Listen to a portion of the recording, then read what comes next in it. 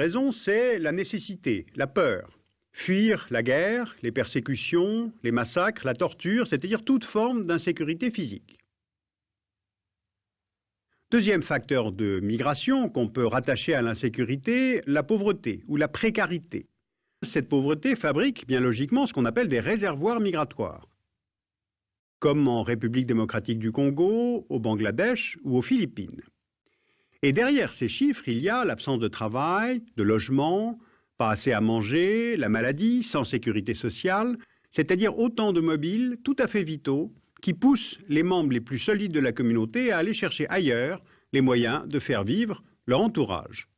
Et ces migrants vont d'abord vers les zones économiquement les plus dynamiques, c'est-à-dire les grandes villes ou les pays voisins, comme les migrants du Zimbabwe ou du Lesotho vers l'Afrique du Sud, les Bangladeshis vers l'Inde ou les Colombiens vers le Venezuela.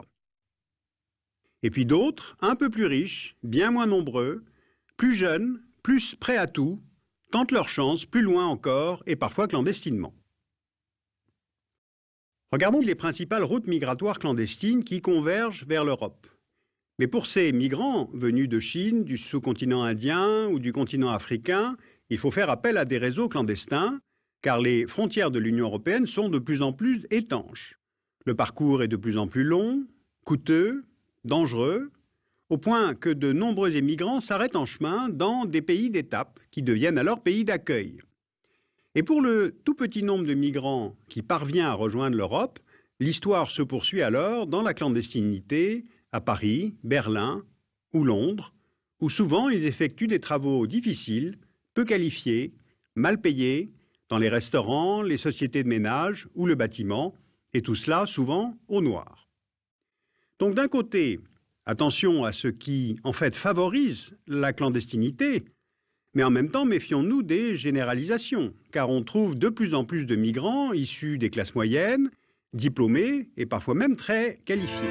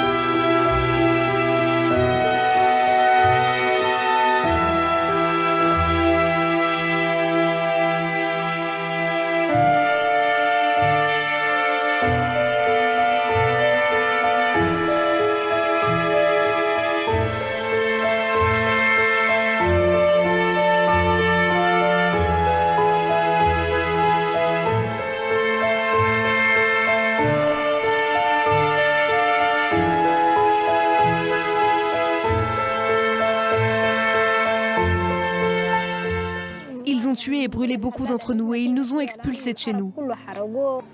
Les avions nous ont bombardés depuis le ciel. Les services de sécurité m'ont violée et battue. Dans un camp de déplacés, ces femmes racontent l'horreur du conflit au Darfour qui dure depuis près de 2 décennies.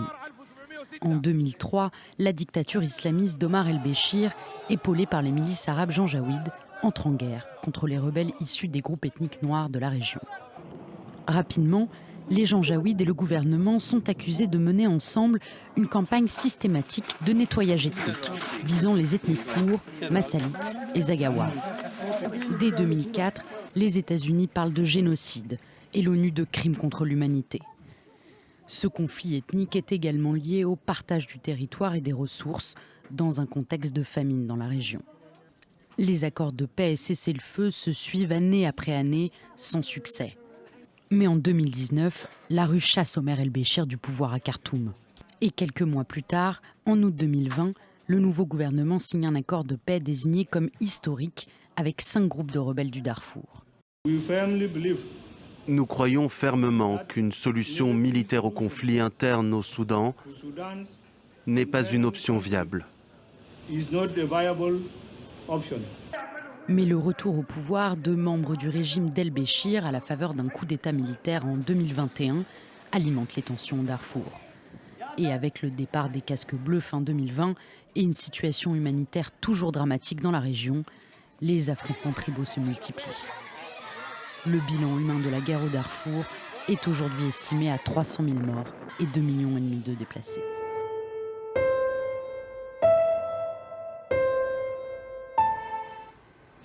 Une chaloupe de paquebot. C'est sur cette embarcation que nous ont fait monter les passeurs. Nous avons embarqué il y a environ maintenant une dizaine de minutes et nous longeons depuis les côtes turques vers une destination inconnue où il va probablement falloir charger plusieurs dizaines de migrants. Et les passeurs, pour le moment, nous demandent de rester bien cachés à l'intérieur du bateau afin de ne pas nous faire repérer. Le signal vient de leur être donné. En file indienne, des dizaines de réfugiés syriens et irakiens descendent vers la mer. 24 heures qu'ils attendaient cachés le long de la côte turque. Ceux qui portent des enfants ont eu le droit de passer en premier.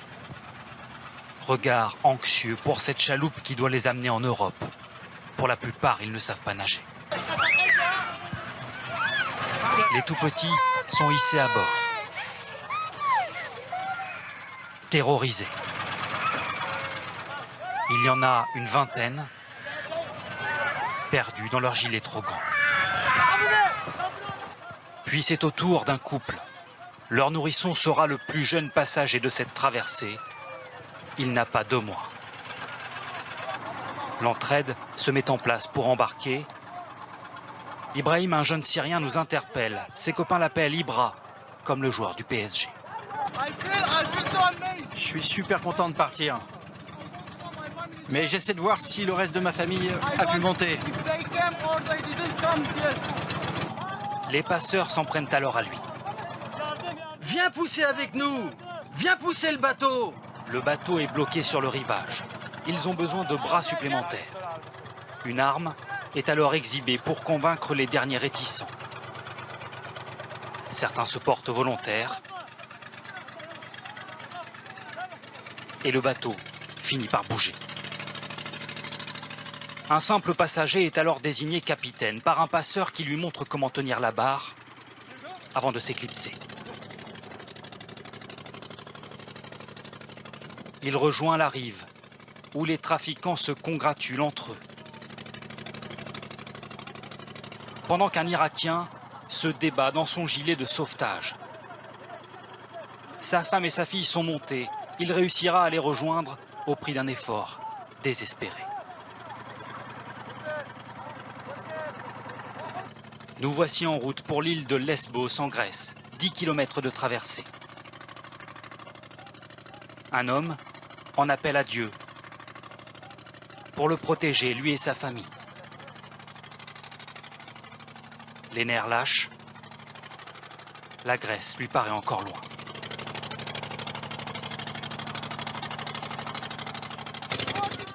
Dans 45 minutes, on y sera. Mais autour de nous, personne ou presque n'est rassuré. J'ai dit au capitaine de ne pas aller trop vite, car il vaut mieux avancer doucement et arriver sain et sauf. La mer est belle, mais le moteur ne marche pas très bien.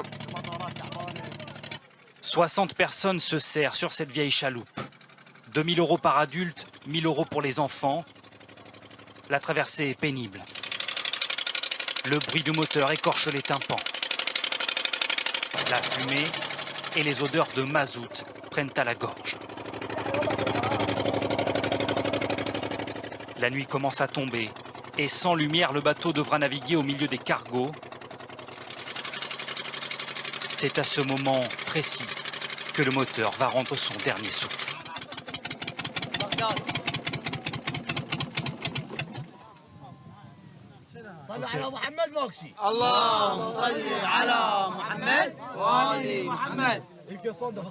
D'abord une prière pour se rassurer, puis l'incompréhension chez les passagers. Le moteur vient de s'arrêter et on se retrouve donc à peu près 2,5 km, 3 km des côtes turques, quasiment sans lumière si ce n'est celle de notre caméra, et on ne voit pas de bateau à l'horizon. Pour l'instant, on est bloqué. Plongé dans le noir, le son glaçant des sifflets de gilets de sauvetage. Puis la lumière des téléphones portables pour attirer l'attention d'autres bateaux. Les passeurs ne leur ont laissé aucun numéro d'appel d'urgence. Arrêtez de bouger, sinon on va finir par chavirer. C'est donc moi qui vais prévenir les secours par téléphone et leur donner notre localisation exacte grâce à un positionneur satellite. Je les ai appelés, mais il va leur falloir un peu de temps pour arriver, ok? Beaucoup de migrants sont morts ici. C'est pour ça que les gens ont peur. C'est alors qu'apparaît un bateau de pêche grec, dérouté par les gardes-côtes. La mer est de plus en plus forte. Le remorquage s'annonce périlleux. Mon ami, viens par là, viens par là. Laissez-le faire, c'est notre sauveur. À l'aide d'une simple corde, la frêle embarcation va finalement nous ramener vers la Grèce. Vous savez pourquoi on va en Europe? Car chez nous, on se fait tuer par notre gouvernement. Alors que chez vous, quand vous en avez besoin, on vous aide. Le mal de mer rend la fin du voyage bien longue pour certains. Encore quelques centaines de mètres d'angoisse. Et après 4 heures de traversée, des applaudissements pour saluer la fin du périple. Laissez passer les enfants d'abord. Un à un, les passagers sont hissés sur le quai. Frigorifiés pour certains. J'ai froid. Mais sains et saufs. Comment vous vous sentez? Ça va, ça va. La mer, c'était effrayant. Merci la Grèce, merci. Ibrahim a retrouvé son sourire et ses proches. Vous vous rendez compte que la route est encore longue? Oui, ce sera encore long pour aller en Allemagne. Mais avec cette traversée, nous avons fait le plus dur. Demain, il sera temps de penser à rejoindre Athènes, puis à remonter vers l'Europe du Nord. Mais pour l'heure, les larmes de joie se mêlent à celles de soulagement. Pour ces 60 personnes qui ont risqué leur vie sur les eaux de la mer Égée.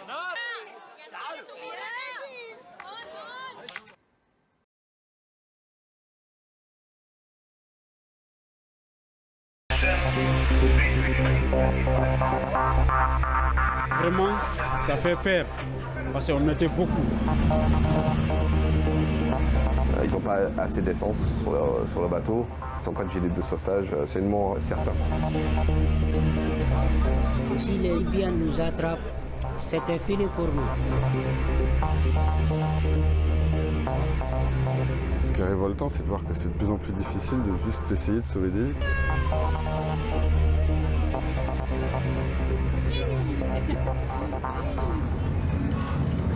On l'appelle la route de la Méditerranée. Un trajet emprunté depuis 2 ans par plus de 500 000 migrants de la Libye ou la Tunisie vers l'Italie. Cette route est en fait un parcours à obstacles, souvent mortel. Depuis 2016, plus de 8600 personnes se sont noyées en Méditerranée en tentant la traversée. Un chiffre sans doute bien en deçà de la réalité. Aidez les autres! Affrété par SOS Méditerranée et Médecins sans frontières, le navire de sauvetage Aquarius a déjà permis de secourir en 2 ans plus de 28 000 personnes. À son bord, des gens de toutes nationalités, de tous horizons, choqués par le drame qui se joue chaque jour en Méditerranée. Tanguy Loup était marin-pêcheur en Bretagne lorsqu'il a tout laissé tomber pour tenter d'empêcher l'hécatombe. En tant que marin, j'accepte pas cette situation. Il y a de la consternation, il y a de la révolte. Et puis il y a la conviction qu'il y a la nécessité d'agir.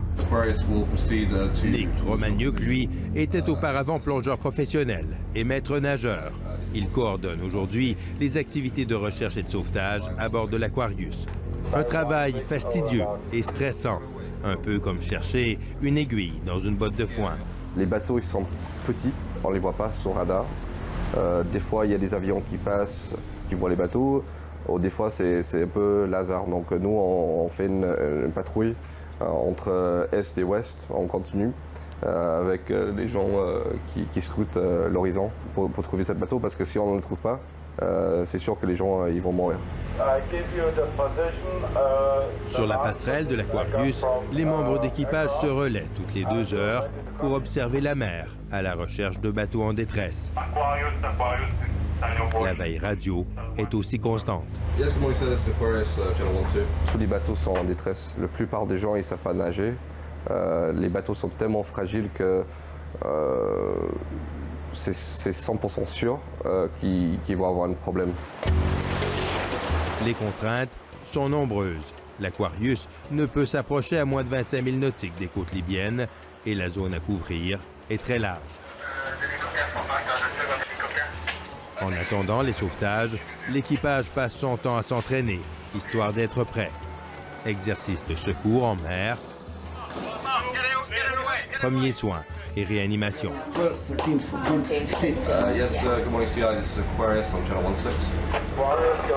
Après une semaine en mer, la persévérance finit par payer. On a reçu une alerte ce matin pour un bateau en détresse avec 150 personnes à bord. Nous, dès qu'on a reçu l'alerte ce matin, on a mis notre moteur en marche et en route et on dirige vers la zone pour assister. Le bateau pneumatique a été repéré du haut des airs. Il est surchargé sur une mer démontée. Un autre navire de sauvetage, CI, arrivé juste avant, a déjà distribué des gilets de sauvetage. Mais l'équipage de l'Aquarius doit faire vite. Là, dans ces conditions, c'est très dangereux. Encore plus que d'habitude. Ces bateaux sont très fragiles, ils risquent de se casser à tout moment. Les sauveteurs de SOS Méditerranée arrivent à bord de 2 Zodiac rapides. Tanguy dirige les opérations. Il y a pas mal de houle, ça facilite pas le contact, ça facilite pas la stabilité de leur embarcation.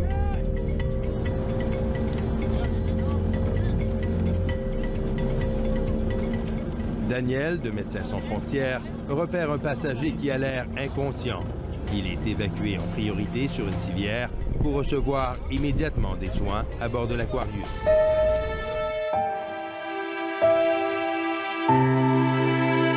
Oui, il y a des choses qui m'ont marqué côté Niger. La passeuse, c'est une dame. Elle va vous mettre dans votre voiture pick-up. Et qui, vous voyez la voiture pick-up, il n'y a pas plus grand que ça. Mais dans cette voiture, nous étions 20 de 1. Et nous, on était assis les uns sur les autres, entassés, comme des sardines. Si vous voulez bien voir, vous voyez un peu la position d'un fœtus. Comme ça nous étions. Donc du coup, dans cet parcours, le chauffeur, le passeur qui vient, il vous dit ses ordres. La personne qui tombe, je ne m'arrête pas.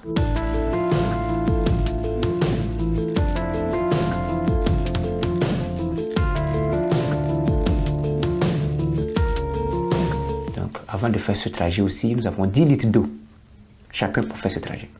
Ce trajet qui peut faire 3 jours, 1 semaine, ça peut durer pendant 1 mois. Et si vous n'avez pas la chance aussi, vous pouvez tomber sur les Touaregs, en plein milieu du désert. Et si vous tombez sur les Touaregs, ils arrachent votre voiture et ils vous laissent en plein milieu du désert. C'est le soleil qui s'en charge de vous.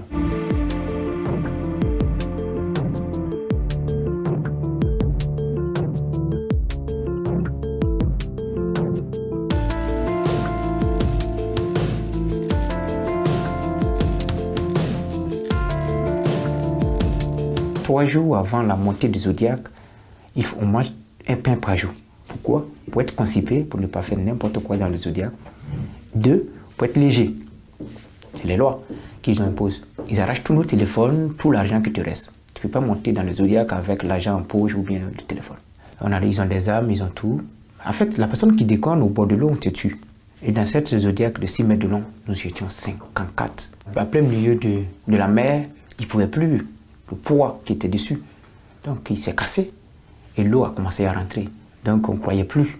On voyait déjà la mort, vous voyez. Et il y a un enfant de 9 ans qui a commencé à vomir.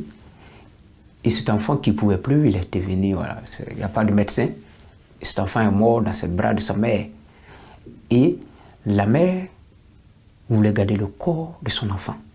Elle ne croyait pas. Elle refusait de croire que son enfant est mort. Donc, on a arraché le corps, on a jeté dans l'eau.